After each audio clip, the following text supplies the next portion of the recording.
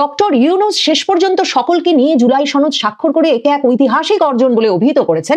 BNP ভেবেছেন সকল সমস্যার সমাধান হয়ে গেছে, বুলেট প্রুফ গাড়ি প্রস্তুত, এখন শুধুমাত্র তারেক রহমান নামবেন, নেমে ওই গাড়ি থেকে সরাসরি নির্বাচনের মাধ্যমে প্রধানমন্ত্রীর গাড়িতে গিয়ে উঠবেন। এই যখন পরিস্থিতি, তখন বিএনপির সকল স্বপ্ন সাধ চুরমার হয়ে গেছে। একই দিনে বিশ্বের অন্যতম সেরা 3টি গণমাধ্যমে শেখ হাসিনার সাক্ষাৎকার যখন প্রকাশিত হলো, শুধু সেই 3টি না, সেই 3টিকে অবলম্বন করে বিশ্বের বহু গণমাধ্যম এবং ভারতেরও একাধিক গণমাধ্যমে সেই নিউজ প্রকাশিত হলো। এর পেছনের রহস্যটা কি? বিএনপিও 14 মাসে এমন কিছু কার্যকলাপ করেছে, তাদের উপর কোনো ধরনের অভিযান না চালিয়েও কোনো উপায় নেই, কারণ তারা একেবারে ডেসপারেট হয়ে গিয়েছে।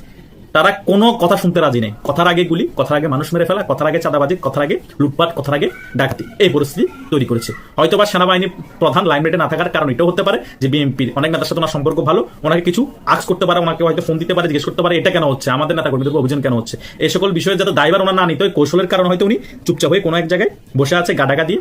দেখেন, জুলাই সনদের যে জাতীয় ঐকমত্য কমিশন, তারা তো সুপারিশই করে দিয়েছে, যেখানে তারা গণভোট আয়োজনের সুপারিশ করেছে। এখন কেন আলী রিয়াজের কথা অস্বীকার করে, জামায়াতে ইসলামীর কথা অস্বীকার করে, এনসিপির কথা অস্বীকার করে কেন গণভোটের পথ থেকে সরে আসবেন ডক্টর মোহাম্মদ ইউনূস? বিএনপি তো এখানে একা, বিএনপি তো একা পড়ে গেছে। বিএনপির দরকার জাতীয় সংসদ নির্বাচন, বিএনপির দরকার একটা নির্বাচনী তফসিল, যাতে তারা তাদের ভবিষ্যৎ প্রধানমন্ত্রী তারেক রহমানকে দ্রুত এনে বুলেট প্রুফ গাড়িতে ওঠাতে পারেন।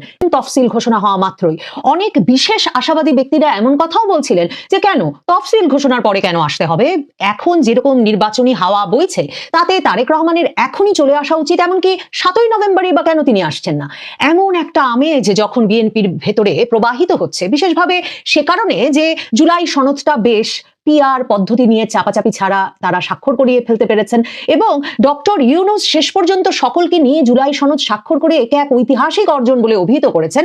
বিএনপি ভেবেছেন সকল সমস্যার সমাধান হয়ে গেছে, বুলেট প্রুফ গাড়ি প্রস্তুত, এখন শুধুমাত্র তারেক রহমান নামবেন, নেমে ওই গাড়ি থেকে সরাসরি নির্বাচনের মাধ্যমে প্রধানমন্ত্রীর গাড়িতে গিয়ে উঠবেন। এই যখন পরিস্থিতি, তখন বিএনপির সকল স্বপ্ন সাধ চুরমার হয়ে গেছে। আলী রিয়াজ জুলাই সনদ বাস্তবায়ন আদেশ নামে এক খসড়া ডক্টর ইউনূসের হাতে তুলে দেওয়ার পর, যেখানে সেই বাস্তবায়ন আদেশে তিনি সরাসরি বলেছেন গণভোটের আয়োজন করা উচিত, এবং তিনি সরাসরি বলেছেন যে জুলাই সনদের যত যত সংস্কার প্রস্তাব, এগুলো নাকি পরবর্তী নির্বাচিত সংসদ যদি 270 দিনের মধ্যে সে সময় গঠিত সাংবিধানিক পরিষদের মাধ্যমে অনুমোদন না করে, তাহলে অটোমেটিক্যালি স্বয়ংক্রিয়ভাবে ওগুলো সংবিধানে ঢুকে যাবে। বিএনপি কল্পনাও করে নাই যে জুলাই সনদকে শেষ পর্যন্ত সাংবিধানিক ভিত্তি দেওয়ার বিষয়টি, যে বিষয়টি ঘটেনি, এই প্রতিবাদে জাতীয় নাগরিক পার্টি স্বাক্ষর করতেই গেল না জুলাই সনদ, কিংবা জাতীয় নাগরিক পার্টির সঙ্গে রীতিমতো জামায়াতে ইসলামীর এমন তর্ক দেখা গেল যে জামায়াতে ইসলামীকে প্রতারক বলছে জাতীয় নাগরিক পার্টি, আর জামায়াতে ইসলামী বলছে যে এনসিপি যেন তার বাপ মানে জামায়াতে ইসলামীকে ভুলে না যায়। এসব বচসার মধ্যে বিএনপি ভেবেছিল সে ঠিক জায়গায় আছে, এবং নির্বাচন, ফেব্রুয়ারির নির্বাচনই পরবর্তী লক্ষ্য। সব স্বপ্ন ভেঙে চুরমার হয়ে গেছে, গণভোট আসতে যাচ্ছে। মানে এখন বিএনপি যতই স্থায়ী কমিটির বৈঠকে তারেক রহমানকে নালিশ করে বলুক না কেন যে জামায়াতে ইসলামী, এনসিপি আর ডক্টর ইউনূসের সরকার একসাথে হয়ে গেছে, তাদের যে টু শব্দ করবার উপায় থাকবে না, তার প্রমাণ হচ্ছে তারেক রহমান কিন্তু এ বিষয়ে কোনো কথা বলেন নাই। দেখেন, তারেক রহমান এক দফাই কিছু কথা বলা শুরু করেছিলেন সেই মে মাসে। তিনি দাবি করেছিলেন ডিসেম্বরের মধ্যে নির্বাচন দিতে হবে। সেই নির্বাচনের দাবি যখন তুঙ্গে উঠিয়েছিল বিএনপি, তখন মানে তারেক রহমান বলে যখন জনসভায় ঘোষণা দিয়ে দিলেন ভার্চুয়ালি যোগ দিয়ে যে আপনারা সকলে প্রস্তুত হন, ডিসেম্বরে নির্বাচন দিতে হবে, তখন ঠিক ডক্টর মোহাম্মদ ইউনূস গিয়ে লন্ডনে উপস্থিত হলেন, এবং আমি এখন পর্যন্ত জানি না কি বড়ি বা কি বটিকা তিনি তারেক রহমানকে দিয়ে এলেন। সাথে সাথে তো তিনি ডিসেম্বর থেকে নির্বাচনটা ফেব্রুয়ারিতে নেওয়ার ব্যবস্থা করে ফেললেনই বটে, আসলে ফেব্রুয়ারিতে নিয়ে তিনি এটা বুঝলেন যে এমন বটিকা তার হাতে আছে যে বটিকা প্রয়োগ করলে ফেব্রুয়ারিতে কেন, আজীবনে কখনো বিএনপি তার সঙ্গে আর জেদাজেদি করতে আসবে না।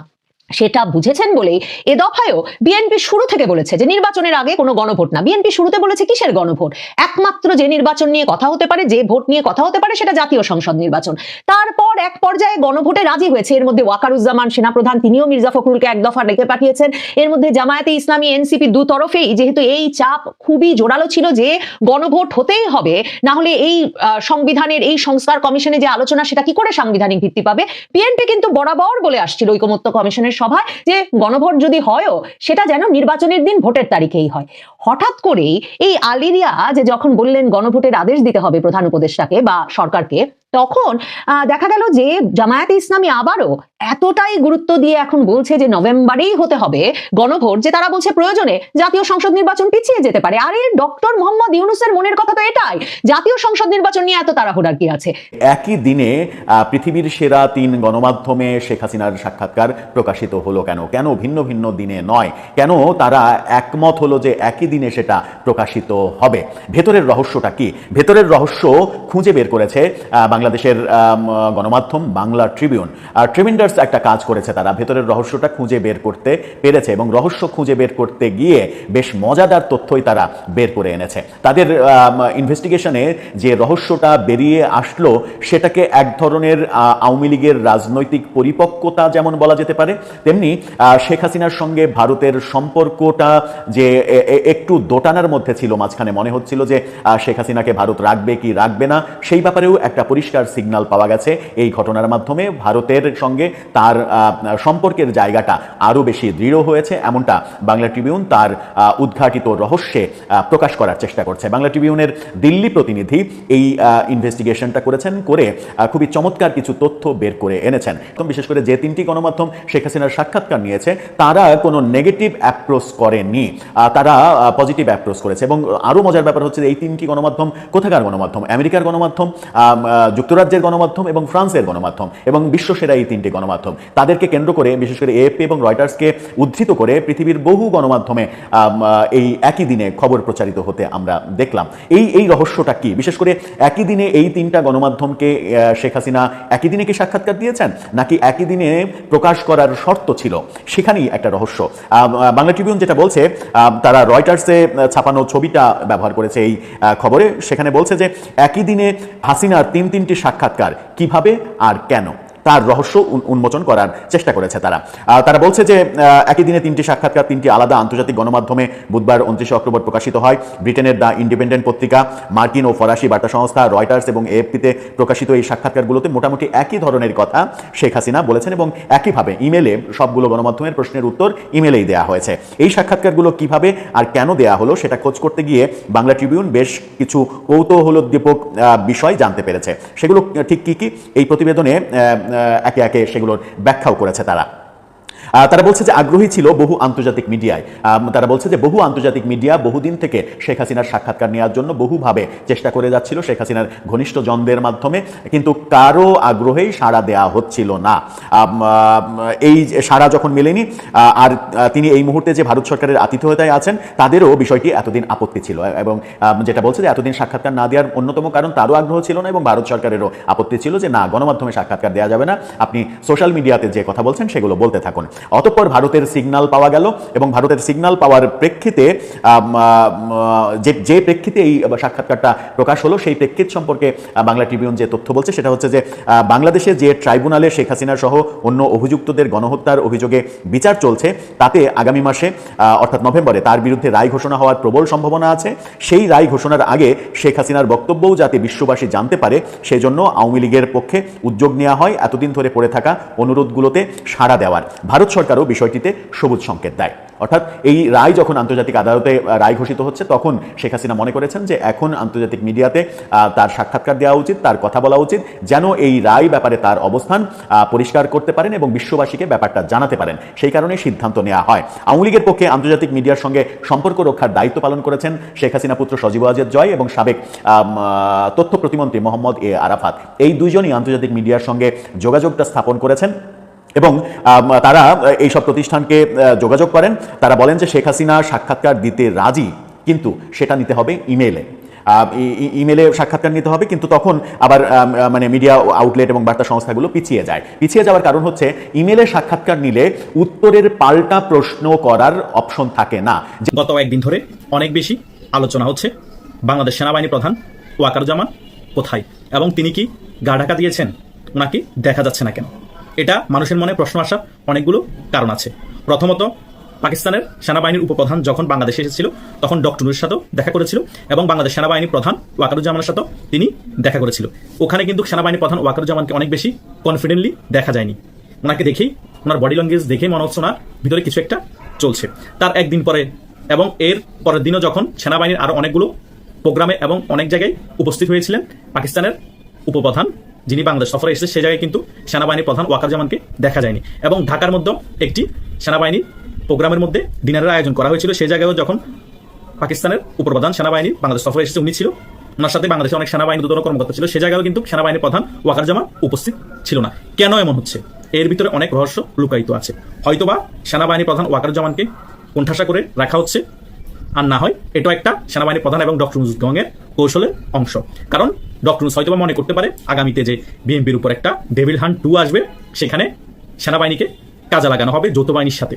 সেখানে যদি ওয়াকারুজ্জামান খুব বেশি লাইমলাইটে থাকে, ওয়াকারুজ্জামান হাতে সকল পাওয়ার থাকে, ওয়াকারুজ্জামান হয়তো বাধাগ্রস্ত করতে পারে, কারণ তিনি হয়তো বিএনপি প্রিফারে থাকতে পারে। সে কারণে ওনাকে একটু কোণঠাসা করে রাখে এখন লেফটেন্যান্ট কর্নেল এস.এম. কামরুজ্জামান এবং ব্রিগেডিয়ার জেনারেল সাদিকুজ্জামানকে লাইমলাইটে এনে ওনাদের হাতে এই যে সামনে মিশন আছে সেই মিশনের দায়িত্ব দিয়ে দেওয়া হচ্ছে।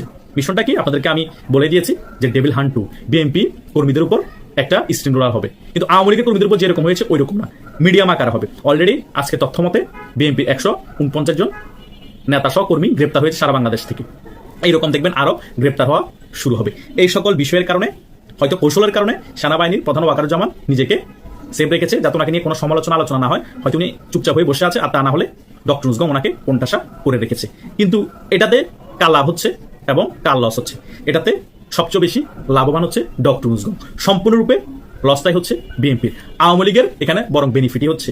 কেন বেনিফিট হচ্ছে? বিএনপি যতই বেশি কোণঠাসা হবে, যতই বেশি ডক্টর মুজিব বিএনপিকে কোণঠাসা করবে, তখন বিএনপি রিয়েলাইজ করতে পারবে বাংলাদেশে আওয়ামী লীগের রাজনীতি ফিরে আসা ছাড়া বিএনপির 2 টাকার দাম নাই। কারণ এতদিন বিএনপির রাজনীতিটাই ছিল আওয়ামী লীগের বিরুদ্ধাচরণ করা, আওয়ামী লীগের বিপক্ষে কথা বলা এবং পাল্টাপাল্টি একটা অবস্থান নেওয়া। এখন মাঠের রাজনীতিতে আওয়ামী লীগ নেই, সক্রিয়ভাবে আওয়ামী লীগের রাজনীতি নেই। এখন বিএনপি কার বিরোধিতা করবে? মাঠের রাজনীতিতে কার সাথে ফাইট করবে? কেউ নাই বিএনপির সমকক্ষ। তাই বিএনপিকে সকল অ্যান্টি আওয়ামী লীগের এবং বিএনপির সাথে যারা আন্দোলন করছে সকলে বিএনপির বিপক্ষে গিয়ে একত্রিত এখন বিএনপিকে উল্টা কোণঠাসা করার জন্য উঠে পড়ে লেগেছে। সেখানে সেনাবাহিনীর অনেকাংশ জড়িত আছে, র্যাব, বিজিবি, পুলিশের অনেকাংশ জড়িত হয়ে উঠে পড়ে লেগেছে। কিছু করার নাই, কারণ সরকারের অর্ডার মানতে হবে। আর বিএনপি ওই 14 মাসে এমন কিছু কার্যকলাপ করেছে, তাদের উপর কোনো ধরনের অভিযান না চালিয়েও কোনো উপায় নেই, কারণ তারা একেবারে ডেসপারেট হয়ে গিয়েছে। তারা কোনো কথা শুনতে রাজি নেই। কথার আগে গুলি, কথার আগে মানুষ মেরে ফেলা, কথার আগে চাঁদাবাজি, কথার আগে লুটপাট, কথার আগে ডাকাতি, এই পরিস্থিতি তৈরি করেছে। হয়তোবা সেনাবাহিনী প্রধান লাইমলাইটে না থাকার কারণ এটাও হতে পারে যে বিএনপির অনেক নেতার সাথে ওনার সম্পর্ক ভালো, ওনাকে কিছু আক্স করতে পারে, ওনাকে হয়তো ফোন দিতে পারে, জিজ্ঞেস করতে পারে এটা কেন হচ্ছে, আমাদের নেতা কর্মীদের অভিযান কেন হচ্ছে। এই সকল বিষয়ে যাতে দায়ভার ওনার না নিতে হয়, কৌশলের কারণ হয়তো উনি চুপচাপ হয়ে কোনো এক জায়গায় বসে আছে, গাডাকা দিয়ে বসে আছে। লাইমলাইটে রেখেছে লেফটেন্যান্ট কর্নেল এস.এম. কামরুজ্জামান এবং ব্রিগেডিয়ার জেনারেল এই সাদিকুজ্জামানকে। এরা সম্পূর্ণরূপে জামাত ঘেঁষা, এদেরকে দিয়ে কাজগুলো পরিচালিত করছে একদম বিশ্বস্ত লোকেরা। এই লেফটেন্যান্ট কর্নেল ফয়জুর বা লেফটেন্যান্ট কর্নেল কামরুজ্জামান এই দুজনের মধ্যে যে কোনো একজনকেই কিন্তু আগামীতে সেনাপ্রধান করার চেষ্টাও চালাচ্ছে। হয়তোবা এদেরকে পরবর্তীতে সেনাপ্রধান যে কোনো একজনকে করেও ফেলবে, কারণ এরা সম্পূর্ণরূপে জামাত ঘেঁষা। এই ব্রিগেডিয়ার সাদিকুজ্জামানও ওকে কিন্তু উপরে তুলে নিয়ে আসা হয়েছে। ও কিন্তু আগে ব্রিগেডিয়ার জেনারেল ছিল না, পদোন্নতি দিয়ে ব্রিগেডিয়ার জেনারেল করা হয়েছে। ব্রিগেডিয়ার জেনারেল কিন্তু সেনাবাহিনীর টপ 5 র্যাঙ্কের পদের মধ্যে একটা। সর্বপ্রথম হচ্ছে জেনারেল, কারণ বাংলাদেশের মধ্যে ফিল্ড মার্শাল পদ কেউ এখনো পায়নি। এর পরবর্তী পদ হচ্ছে লেফটেন্যান্ট জেনারেল, এর পরবর্তী পদ হচ্ছে মেজর জেনারেল, এর পরবর্তী পদ হচ্ছে ব্রিগেডিয়ার জেনারেল। তাই ব্রিগেডিয়ার জেনারেল কিন্তু খুব ভালো একটা র্যাঙ্ক সেনাবাহিনীর। এই সাদিকুজ্জামান সেই র্যাঙ্কে ওনাকে পদোন্নতি করা হয়েছে এবং সাদিকুজ্জামান সহ এস.এম. কামরুজ্জামান সহ এর সামনে যে অভিযান ওটা পরিচালিত করছে। তাই সেনাবাহিনীর প্রধান গাডাগা দিয়েছে এবং উনি গোপনে বসে আছে কোথাও, এটা নিয়ে আমি অত উৎসাহ না এবং নারাজও না। উনি কিছুদিন পর বিভিন্ন কৌশল অবলম্বন করে, এটা একটা মেটিকুলাস ডিজাইনের অংশ, জনগণের মাইন্ডটাকে কিছু অংশে ডাইভার্ট করার জন্য। কারণ বাংলাদেশে অনেক কিছু ঘটছে, এই সকল বিষয় যাতে আলোচনায় না থাকে। সেনাবাহিনী কোথায়, প্রধান কোথায়, এবং সেনাবাহিনী প্রধান গাডাগা দিয়েছে নাকি, সেনাবাহিনী প্রধান কি ভারতের আশ্রয় গিয়েছে নাকি, বিভিন্ন ধরনের মিঠাই তৈরি করে, বিভিন্ন ধরনের দারুণ রসালো খবর তৈরি করে আমরা এগুলো আলোচনা যাতে করি। কিন্তু আপনাদের কাছে ব্যাপারটা আমি ক্লিয়ার করে দিয়েছি। হয়তো বা সেনাবাহিনী প্রধান গাডাগা দেওয়ার মেইন একটা কারণ হতে পারে যে অভিযানটা হচ্ছে যাতে ওনার উপর কোনো প্রেশার না আসে, উনি এগুলো দায়ভার নিতে চাচ্ছেন না, সে কারণে উনি কৌশলের অবলম্বন করে গাডাগা দিয়ে আছেন। না হয় ওনাকে সম্পূর্ণরূপে কোণঠাসা করে রাখা হয়েছে যাতে যে অভিযানটা হবে, ভিতরগত খেলা চলছে, ওই ব্যাপারগুলোতে যাতে উনি না গলাতে না পারেন। ওনাকে একেবারে অপসারণও করছে না, একেবারে সম্পূর্ণরূপে পাওয়ার যাতে উনি ব্যবহার করতে না পারেন সেটাও করতে দেওয়া হচ্ছে না। কারণ সেনাবাহিনী লেফটেন্যান্ট জেনারেল যারা আছে তাদের প্রায় হচ্ছে জামাত ঘেঁষা, মেজর জেনারেলের মধ্যে প্রায় জামাত ঘেঁষা, ব্রিগেডিয়ার জেনারেল অনেকে পদোন্নতি দিয়ে